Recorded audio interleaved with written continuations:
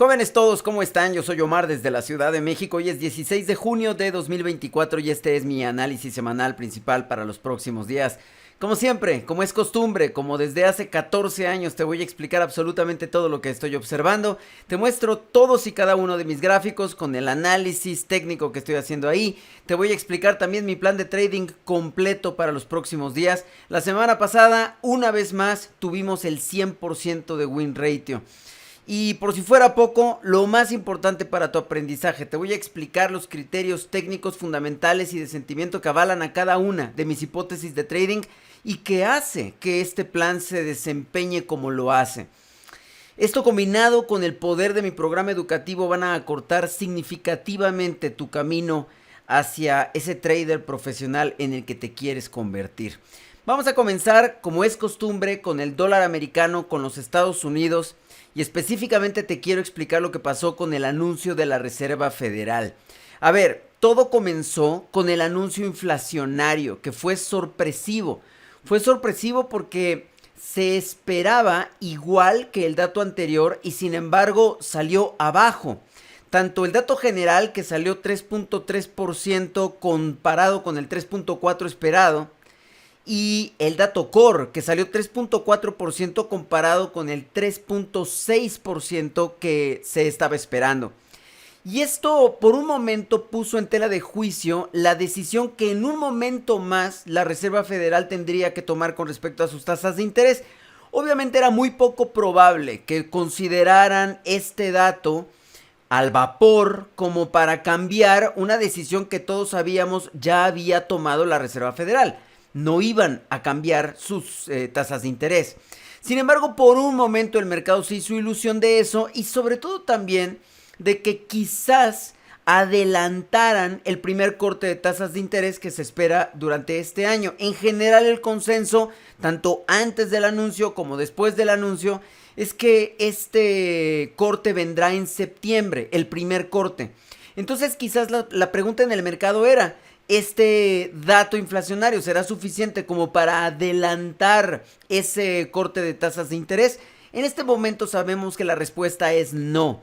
Sin embargo, evidentemente es un dato que hay que tener sobre la mesa todo el tiempo para recordar que, bueno, si bien la expectativa era que el dato se mantuviera, que el número se mantuviera, en realidad van en esta tendencia hacia abajo con una mayor presencia de lo que se esperaba.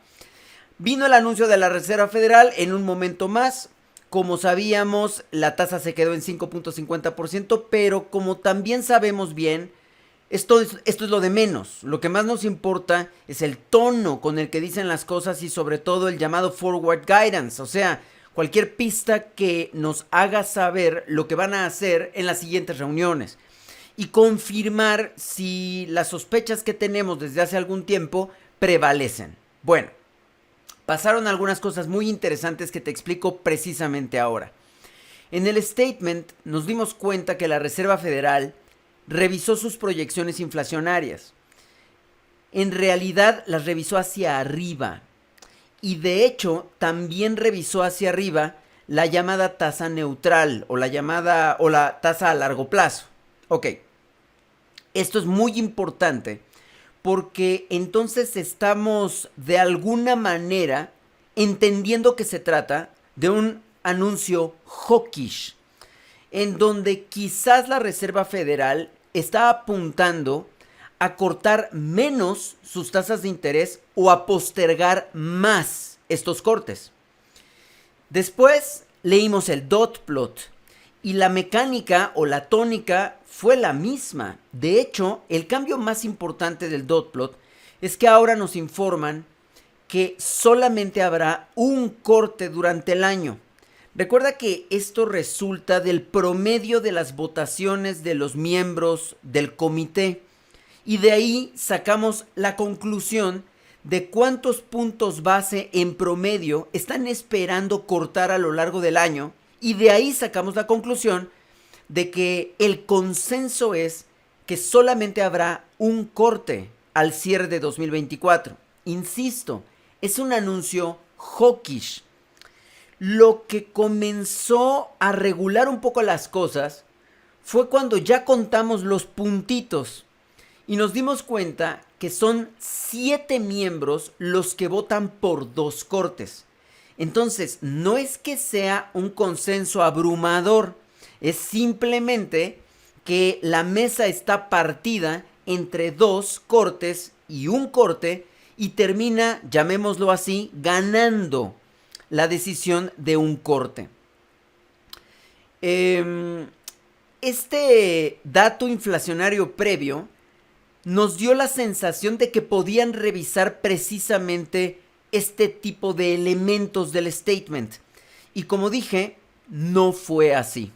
Hasta ahí parecía que era un anuncio hawkish. Pero llegó Powell. Como que se asustó, como que quiso echarse para atrás o por lo menos meter un poco el freno, como que sintió que se le iban a salir las cosas de control, no lo sé. Pero fue muy sorprendente lo que hizo Powell durante la conferencia de prensa, particularmente en 2 momentos. El primero de ellos es que dijo literalmente, independientemente de los dots, todos los miembros votantes vamos a decir que somos muy dependientes de los datos. O sea, quiso desestimar la conclusión resultante del dot plot. Pero eso no fue todo. Un poquito más adelante agregó la frase literal: no tenemos mucha confianza en los forecasts. A ver, los forecasts los hacen, ¿cómo se llaman? Ellos. Entonces, ¿cómo es posible que diga que no tienen confianza en los forecasts? Por supuesto que es razonable suponer que se refiere a otros forecasts, no a los propios. El asunto es que no lo aclaró, no lo explicó y nadie le preguntó más. La frase pareció lapidaria.